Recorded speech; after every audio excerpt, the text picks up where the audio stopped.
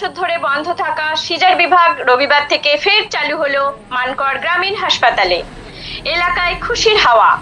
জানা যায়, গত বছর মে মাসে তৃণমূল কংগ্রেসের নবজোয়ার কর্মসূচিতে মানকড়ে এসেছিলেন অভিষেক বন্দ্যোপাধ্যায়। তাকে কাছে পেয়ে মানকড়ের বাসিন্দাদের একাংশ মানকড় গ্রামীণ হাসপাতালের উন্নতিকরণের বিষয়টি তুলে ধরেন। অভিষেক বন্দ্যোপাধ্যায় আশ্বাস দিয়েছিলেন বিষয়টিতে তিনি নজর দেবেন। এদিন হাসপাতালে সুমিত্রা মাঝি নামে এক প্রসূতিকে অস্ত্রোপচার করে সন্তান প্রসব করানো হয়েছে। পুত্র সন্তান প্রসব করেছেন তিনি। নিজস্ব প্রতিনিধি রিপোর্ট, সুখবর টিভি।